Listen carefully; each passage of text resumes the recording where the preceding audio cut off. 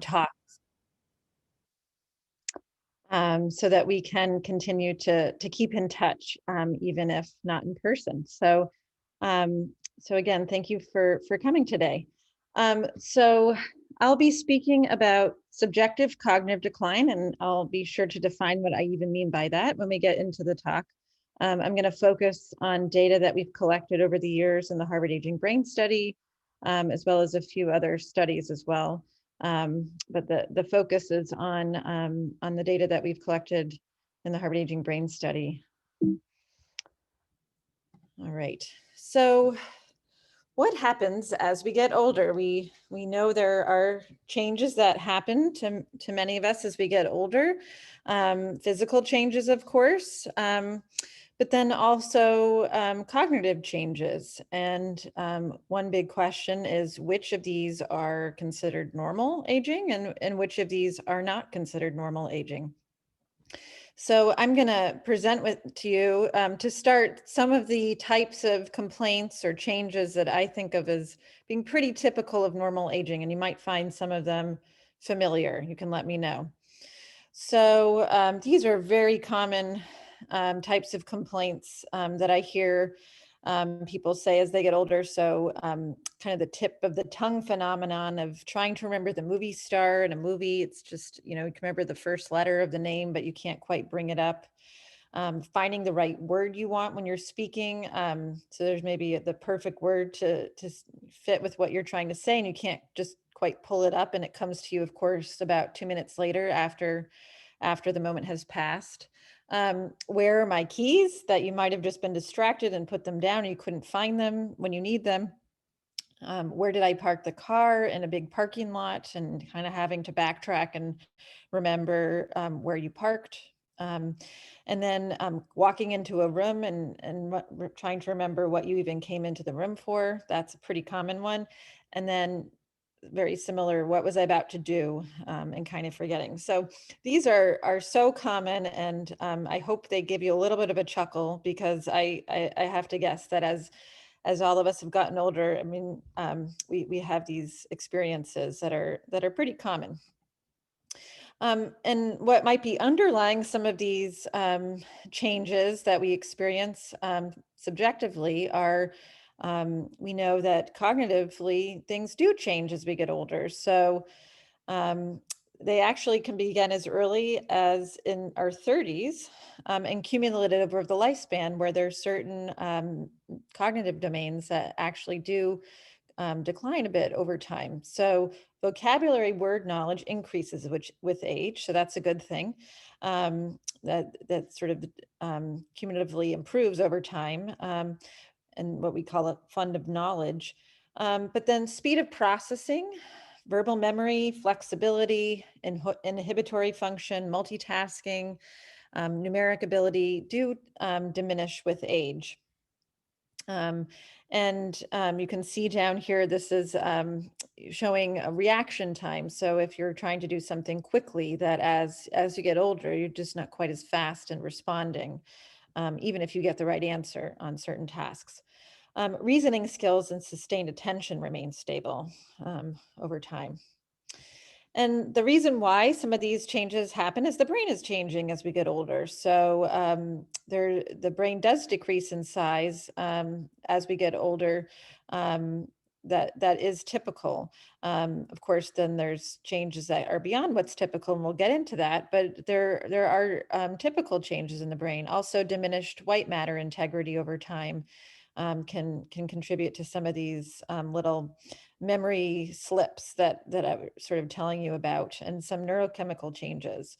And this is a figure here of the hippocampus, brain region that's involved in memory, and the size of the hippocampus does go down over time, and that's just a fact.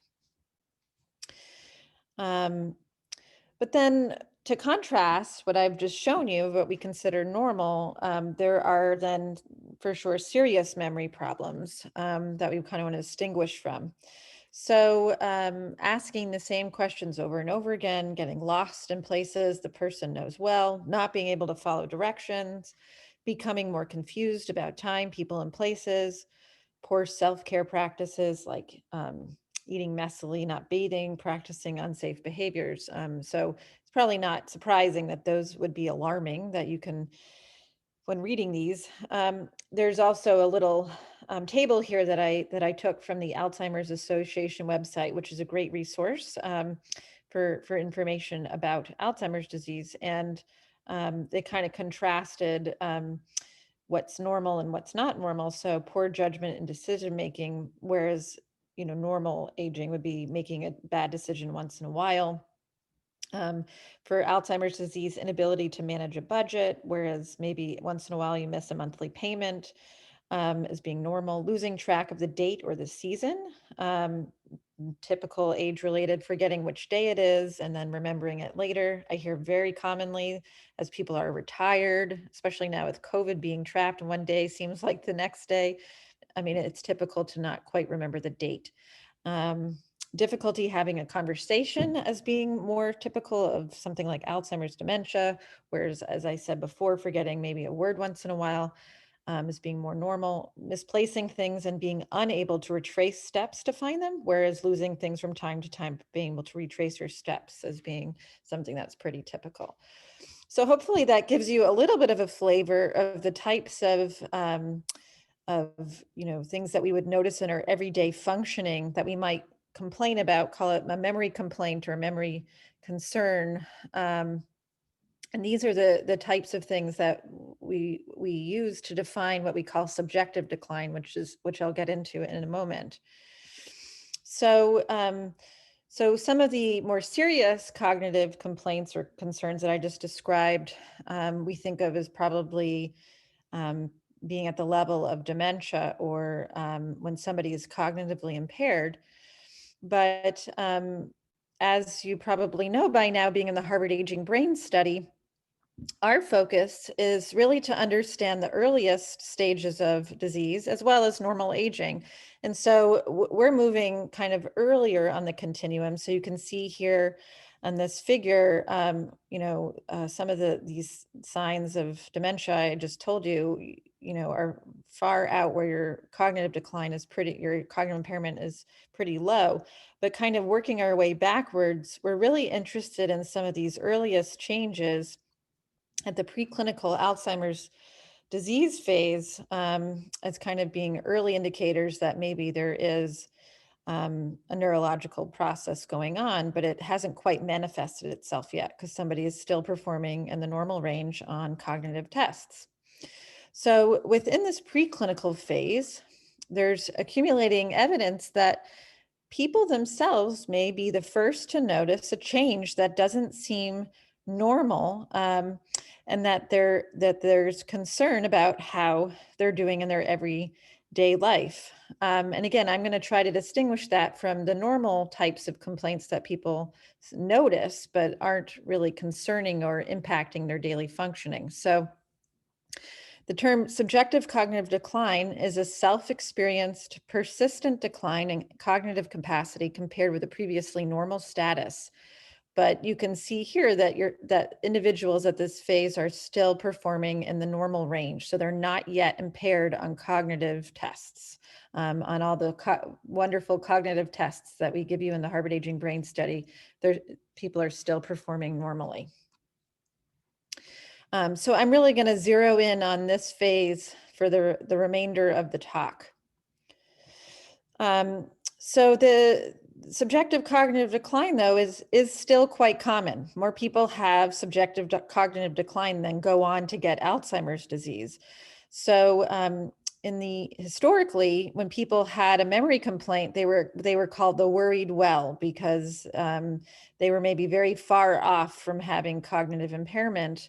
But we now realize that some of those individuals may go on to develop Alzheimer's disease. The majority does not, but that for a few, they may go on. And so we don't want to completely throw away that opportunity to see that some people may be at risk for developing Alzheimer's disease if they're concerned about their memory changing. So again, it's kind of teasing out what's normal and what's not. So in several different studies, about 25 to 50% of older community-based samples report memory complaints. So that's pretty high. The CDC has done a very large epidemiological look at subjective cognitive decline across the entire country in individuals who are 45 and older. 45 seems very young to me to actually start to have a memory concern that might be related to something like Alzheimer's disease. But actually about 11% of individuals reported memory complaints, 45 and older. And this of course increased as individuals got older. So by the age of 70, this was getting closer to 20%. And then in the same CDC survey, about less than half of the people who did report having subjective cognitive decline discussed symptoms with a healthcare provider. So that could be for a number of reasons, but just to say that just because you notice a change doesn't mean it's something that you have to go check in with your doctor about. So it may be that there are normal changes, and then there's some that are concerning enough that you might want to talk to your doctor about. Before we get into subjective cognitive decline being potentially a risk factor for Alzheimer's disease, again, I mentioned many people as they get older report subjective cognitive decline.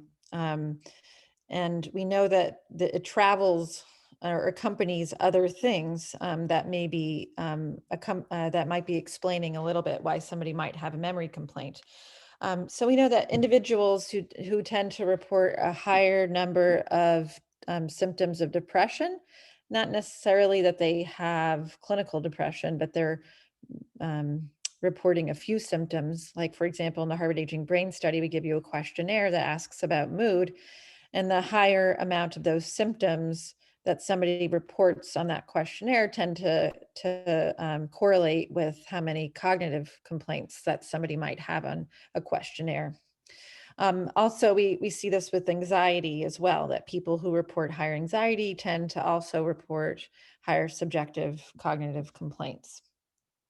We also know from other studies that personality traits are related to subjective cognitive decline. So neuroticism. So neuroticism being kind of more emotional instability or kind of a little bit more negative affect, that also seems to relate. And I tend to think of these as being more kind of what we call traits as opposed to states. So with personality being that you maybe tended to always have a negative outlook, so you might be a little bit more inclined to report some memory issue.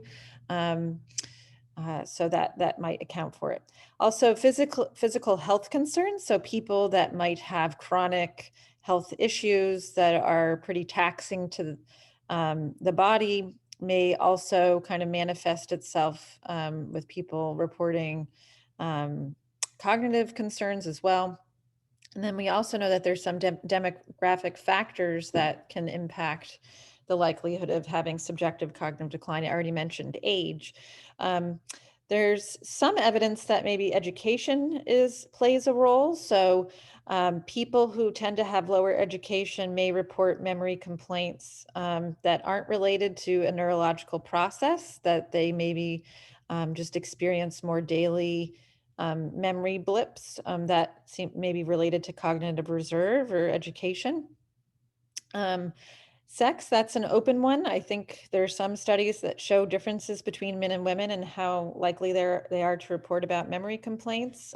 We have not found that in the Harvard Aging Brain Study that there are differences by sex, but other studies have found differences.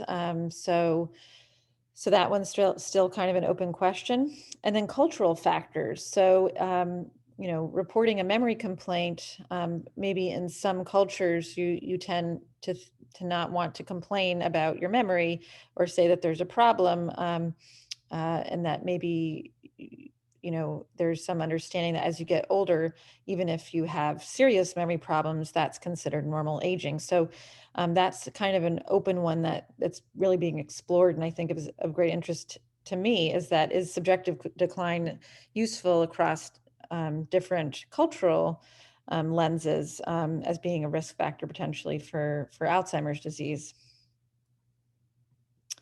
So now moving on to subjective cognitive decline within the preclinical Alzheimer's disease context. So in 2014, there were criteria put together that tried to codify a little bit more what we mean by subjective cognitive decline. So it was not a new concept. It was for several decades, kind of observed clinically that people may have very early on noticed a change. They sensed something was off, but didn't go on to have cognitive impairment for many years. But here, now that we have the advantage of biomarkers, so, and what I mean by that are the PET scans that we have you do in the Harvard Aging Brain Study, where we're looking at amyloid and tau. Now we can know who has elevated biomarkers and then relate some of those biomarkers with how many complaints somebody is having and see if they're related. And so these criteria came about around the time in which we started to appreciate that we could use these biomarkers and as well these complaints to kind of predict who might be at greater risk for getting Alzheimer's disease in the future. So the criteria here that there's some sort of decline, and I think that's really important to distinguish from, again, normal aging, a recent decline. So not over 10 years, 20 years that you've noticed a change, but that it's something more recent, and that it's here we have a decline in memory, although I'd argue that it could be a decline in other aspects of your cognitive functioning. You're still functioning in the normal range, but it seems a change. So onset within the last 5 years, that an individual will be 60 and older, because we know that unless you have a early onset form of Alzheimer's disease, which is much more uncommon, people don't typically start to have changes until they're 60 or older. And then that there's a concern associated with the subjective cognitive decline. So I kind of touched on this earlier, but that it's not just that you notice a change, but it's one that you're worried about. And that's something I actually commonly ask when I'm one of the neuropsychologists who calls study partners to ask how participants are doing in the study. And if somebody does raise that there have been some memory changes, I typically ask, are you worried about it? And in some cases, they'll say, no, I just have noticed a change, but it doesn't seem concerning. Whereas others will say, no, I actually am pretty worried about it. And I think that's important. Also feeling worse than others in the same age group. So if you're comparing a 70-year-old to a 30-year-old, you expect differences. But if you feel you're doing worse than others in your same age group, that might be an indicator. And then also confirmation by study partner. I have informant or study partner, I think also probably increases the likelihood that this memory complaint, there might be something to this memory complaint other than normal aging if others are noticing these changes. So one thing that is tricky, though, is how we measure subjective cognitive decline is not really standardized across different research studies. So in different groups internationally that have looked at subjective cognitive decline, sometimes all they do is ask a single question. They might just say, do you have a problem with your memory or not? That would be probably the most basic question. It's not even asking about a change in your memory or a concern in your memory, but just, is there a problem? And then this is what we use in the Harvard Aging Brain Study, where we give you a number of questionnaires, as well as your study partners, about a change in your memory over the last year. We ask about specific changes like repeating oneself or noticing memory change or having trouble finding words. Or so we ask questionnaires in the Harvard Aging Brain Study. And then you can also define subjective cognitive decline in a clinical setting where you might go seek medical attention from your doctor because you're worried about your memory, and then they do an assessment of your cognitive functioning and say, oh, you're actually doing fine. But you're worried enough to see the doctor, and that could be another way of defining subjective cognitive decline. And depending on how it's defined, the chances that you go on to actually have a real memory problem on cognitive testing matters. So individuals that have seen a doctor about their memory are more likely to go on to actually have a real memory problem, versus people who report complaints on a questionnaire and aren't worried enough to see a doctor. This table to the right this was a paper that I was a part of where 19 different international studies that looked at subjective cognitive decline. And they had, I think it was 23 different questionnaires that were used. So, and these different studies with only minimal overlap. So it's a little bit of an issue that there's not sort of these common questionnaires that are used, but the phenomenon is in common. This idea that somebody's having a change in their memory that they're worried about. So now I'm going to move to some of the findings in subjective cognitive decline in the Harvard Aging Brain Study. And so my phone is ringing. Hold on one second.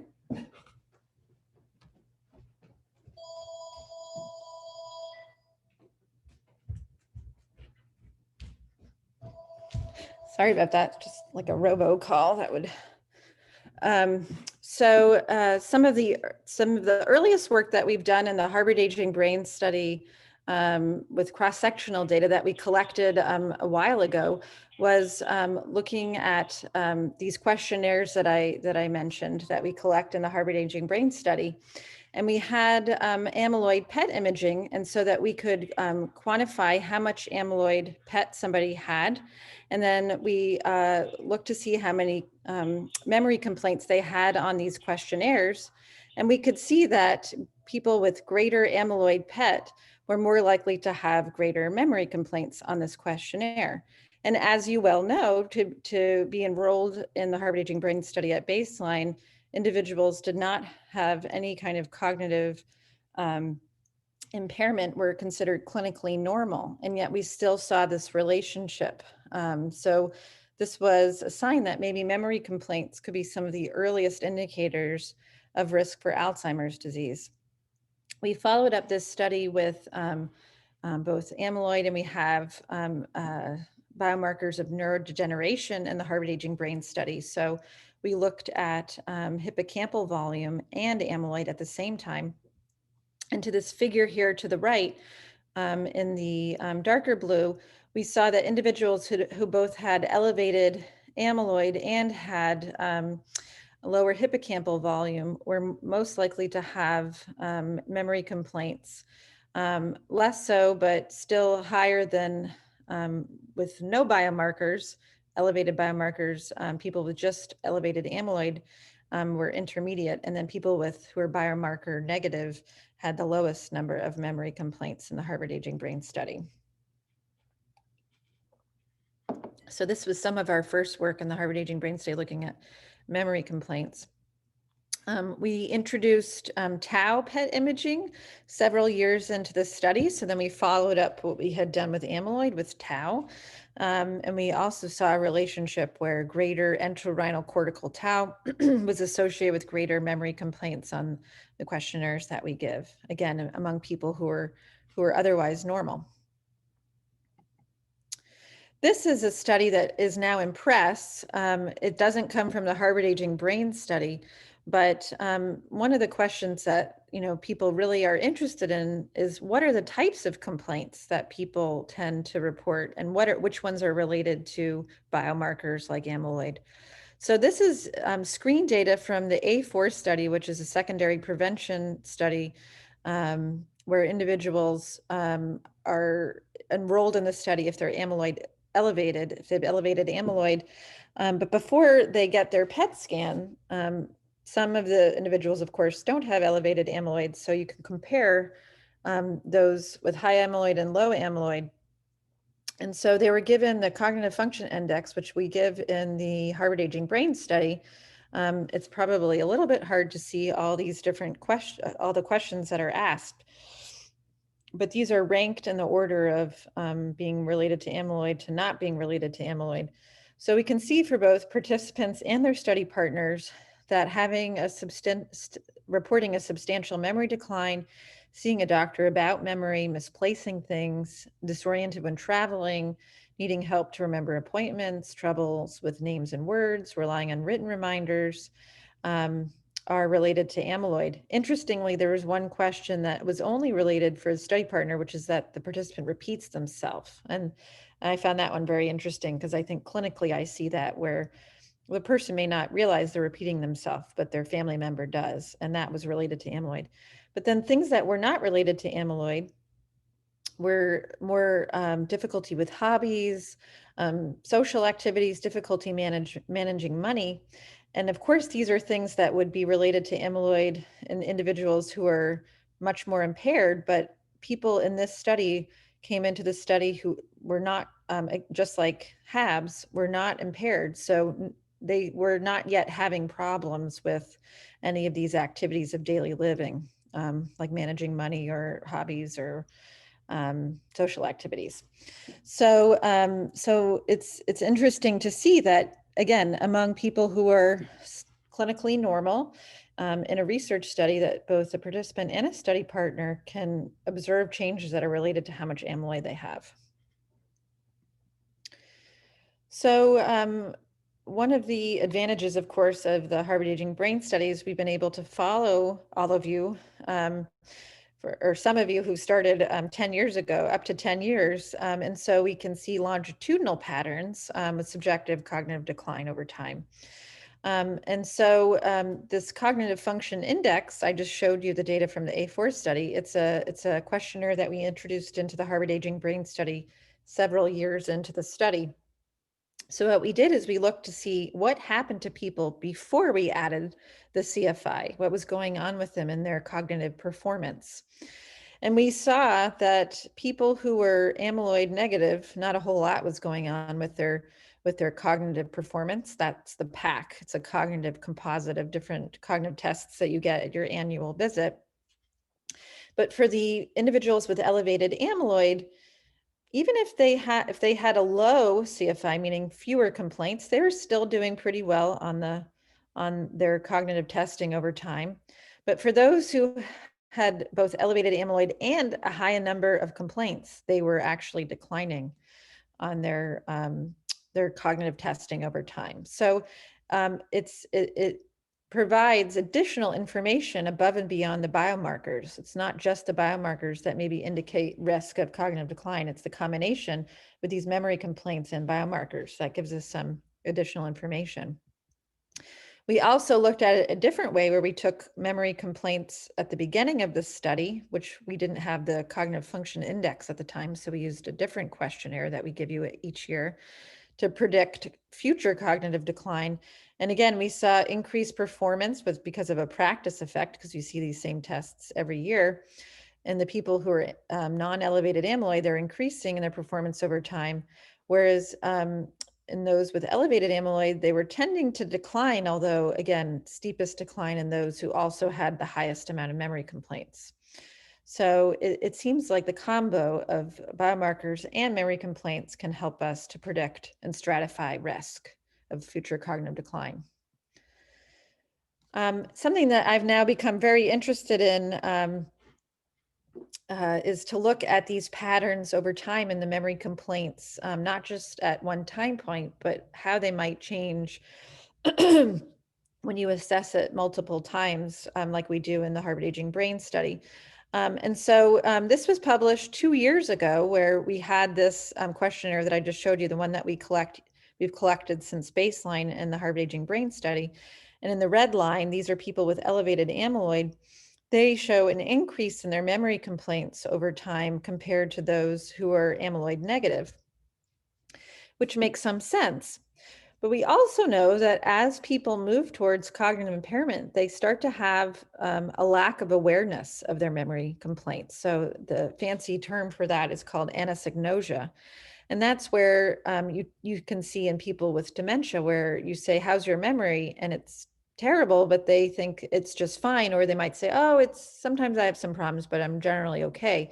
And there's this lack of understanding or awareness of their memory deficits.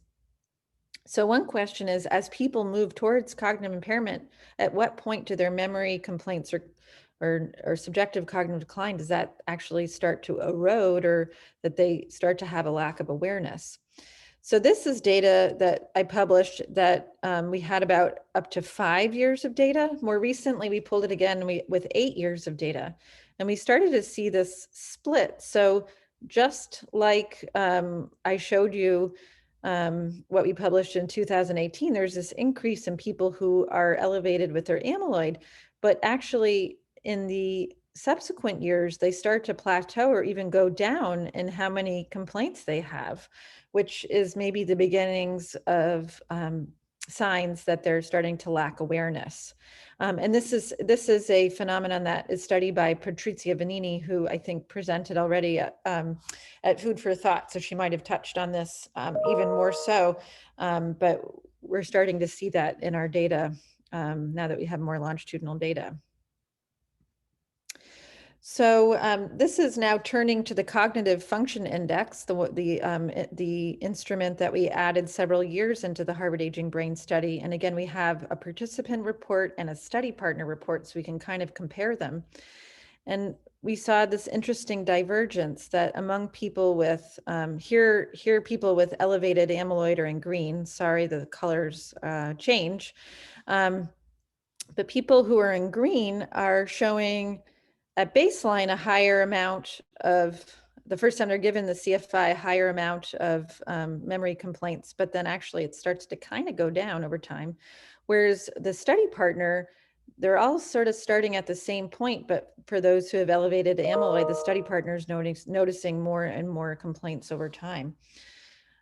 This is the same pattern that we see when we look at tau as well, where the participant report seems to be pretty stable over time with tau levels. But for those with higher tau, which again is a risk factor for Alzheimer's disease, the study partner starts to show an increase in noticing changes in their memory on the cognitive function index. And then we also have looked at the relationship between cognitive performance on the neuropsychological testing with annual cognitive function index questionnaires. We can see that they're correlated, so that people who are showing a memory decline on the neuropsych testing are showing an increase in their memory complaints for both participant and study partner. But it's really the study partner report that among people who have elevated amyloid, you can see this is a little bit more of a steeper association here with the cognitive performance. So again, it seems like there's this kind of optimal window where maybe a person notices themselves these changes, and then as they continue to progress in their disease, it's the study partner's report sort of takes over as being more accurate. And I will get to the conclusions in a second, but just recently, some of you may be in a sub-study in the Harvard Aging Brain Study, where we're sending you questionnaires remotely, which is becoming even more pertinent now during COVID times, where you're filling out questionnaires remotely every 4 months, so more frequently than you do when you come into the clinic. And so we're seeing some interesting patterns there where for the majority, it might be hard to sort of see this, but in the blue group, that's the majority. So we have about 78 people. So 66 of them are showing a slight trend upward in their memory complaints over 2 years. But then there's some that are dropping off. 4 of them, 2 of them are kind of dropping. This group of 4 are really dropping off. And my guess is that these are the people that have elevated amyloid, that they might be starting to actually not notice their memory changes over time. By contrast, the study partner group, pretty stable over time. They're not noticing many changes, but there's actually a group of 5 that where they're actually starting to notice more and more problems or changes. And again, these are maybe the people who are at risk for disease progression because their study partner's noticing a big change over just the course of 2 years. So that's another avenue of these remote assessments where we can capture information even if you're unable to come into the clinic. So I'll go back to my conclusions, though, the sort of takeaway points from everything that I've presented so far. So higher amyloid and tau burden are associated with higher cognitive complaints, particularly for participant report cross-sectionally or at one time point. And then also for study partner report as well. But then it's really longitudinal. So I'll read the middle bullet here. So higher cognitive complaints for both participant and study report in conjunction with elevated amyloid predicted steeper longitudinal cognitive decline. And then with longitudinal participant report may initially increase, but then eventually plateaus among those with elevated amyloid, whereas study partner report really accelerates longitudinally among those with elevated amyloid and tau. So we see this kind of divergence over time that I think is very interesting. So that's what I wanted to present to you from the Harvard Aging Brain Study, and then open up for questions. But before I do that, I think Aubryn mentioned at the very beginning, we're building a new subjective cognitive decline cohort. So in the Harvard Aging Brain Study, people, when they started the study, didn't necessarily have to have a cognitive complaint to get enrolled in the Harvard Aging Brain Study. Whereas in this case, I'm actively seeking individuals that do have memory complaints and are asking individuals to do pretty similar procedures that are done in the Harvard Aging Brain Study with annual neuropsychological testing, questionnaires, MRI, and PET imaging. And we're recruiting individuals both from the community like we have in HABS, as well as the clinic. So people where the doctor says they are functioning normally cognitively, but the individual themselves is noticing some kind of change that they're worried about. So we're recruiting for that study. So just so you know, and Colleen Fitzpatrick is the coordinator for that study, and that's her contact information. So I know you're already enrolled in a study, but if you have anyone you know that might be interested, please send them our way. And with that, I just want to thank actually all of you who are listening today. I actually have this, thank you to the participants who make this work possible. And I changed that little text to say you because you are the participants. So we are so grateful to have the chance to collect all this very important and interesting information over the course of the Harvard Aging Brain Study. And I want to acknowledge all my great colleagues who were continuing to work very hard, even though we're sadly not able to see each other in person. And then also a shout out to my two new office mates now that I'm working from home much more regularly. So that is all I had planned to say, but I'm really excited to hear what questions people might have. Thank you so much, Dr. Amariglio. We do have some questions for the audience. There is still time to ask your questions as well if you'd like to put them in the chat box at the bottom.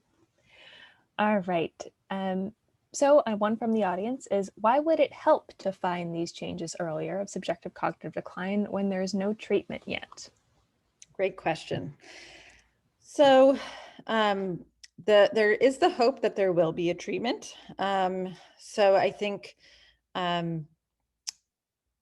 a lot of the studies that we've done in the Harvard Aging Brain Study have helped to design clinical trials that are now ongoing. So I mentioned the A4 study as being one of them.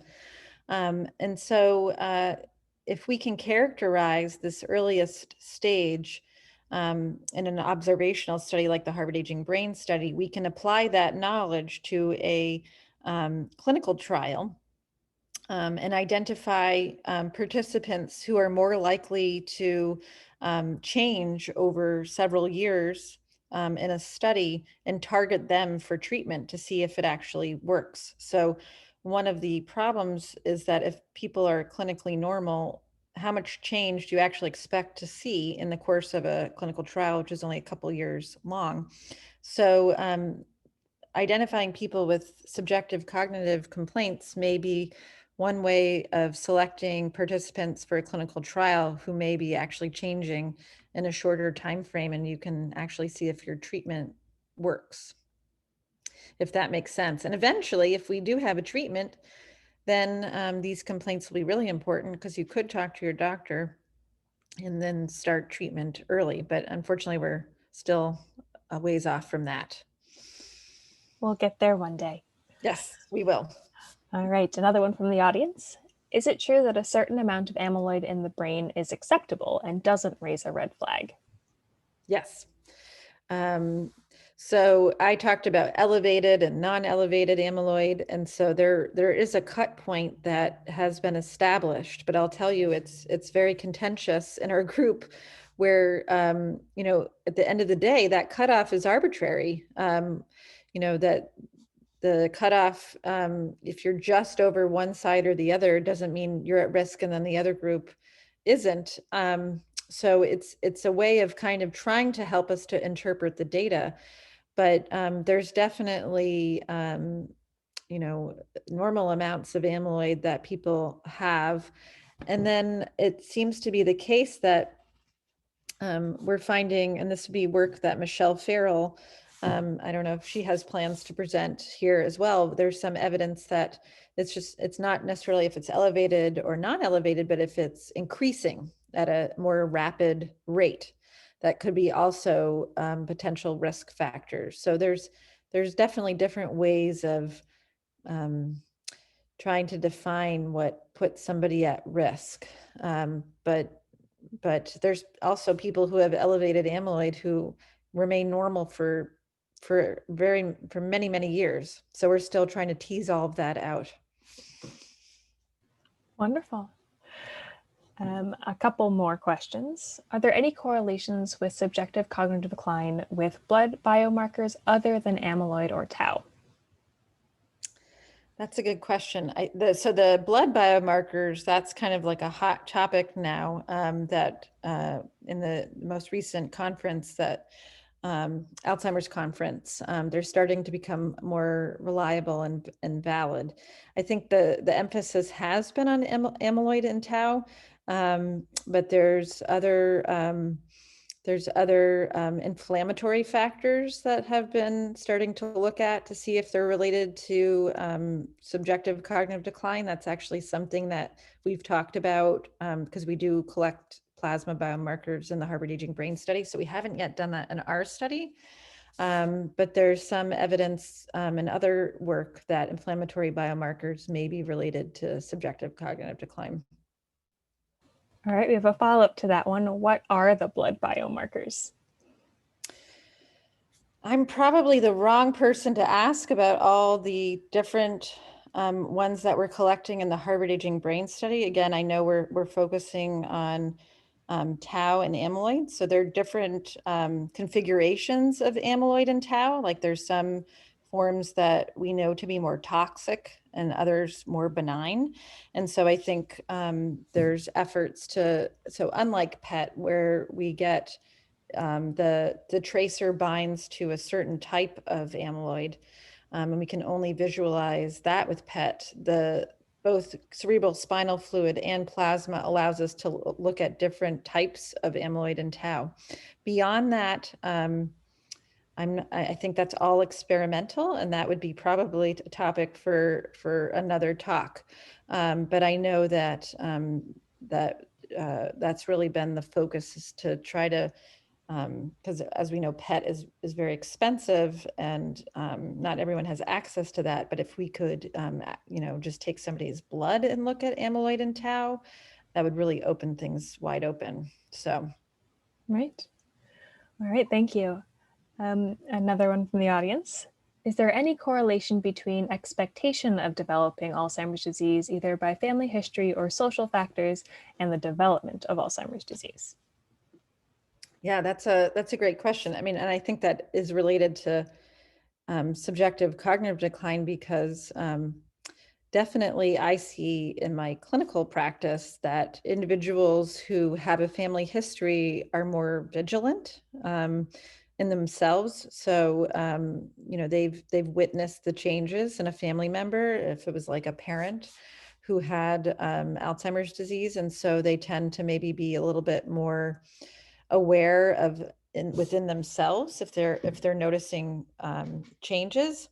So and it's definitely the case that if you have a family history, there is an increased genetic risk of developing it yourself.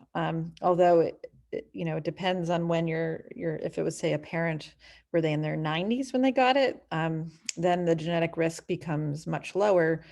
The younger the onset is sort of the higher probably genetic risk there is to develop it.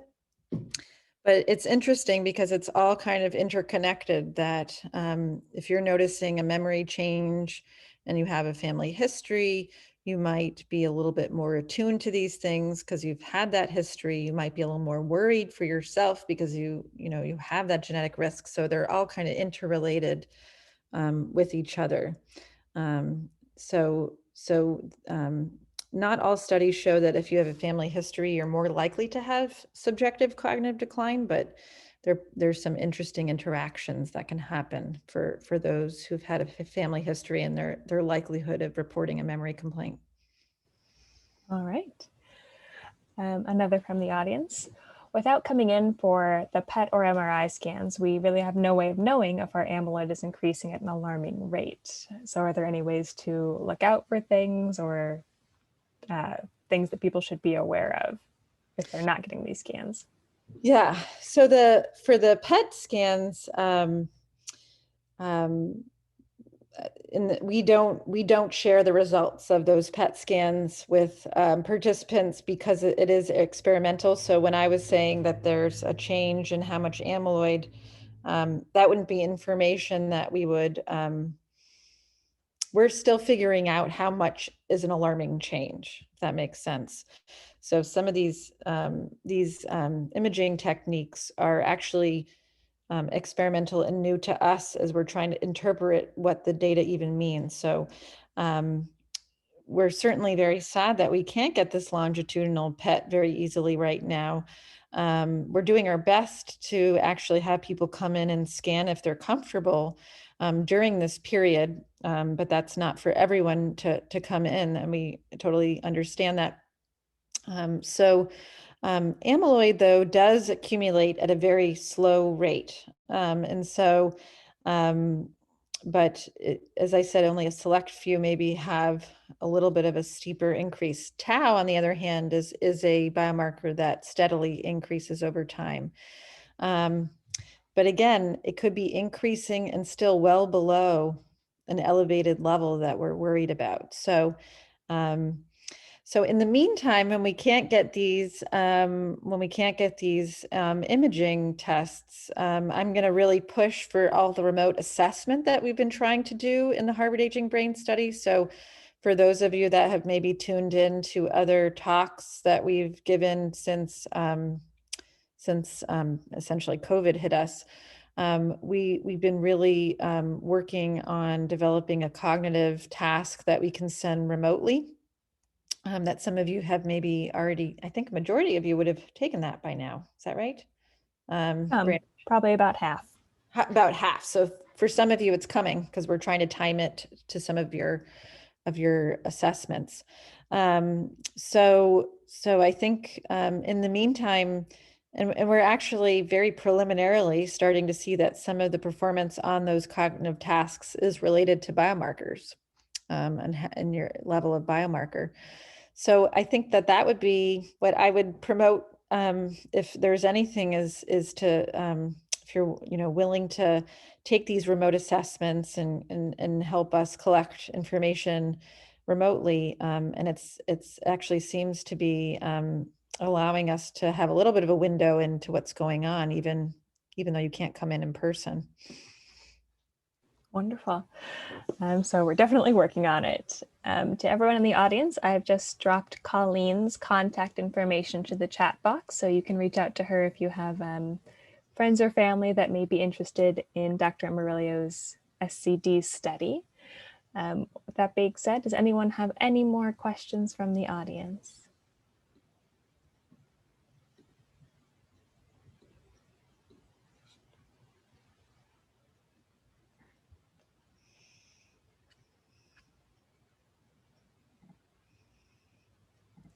I'll leave it open for another minute or so. But I would like to thank Dr. Amariglio for taking time out of her very busy schedule to come talk to us today. If you have any other questions, you can feel free to email or call the Harvard Aging Brain Study. I can also put that information in the chat as well.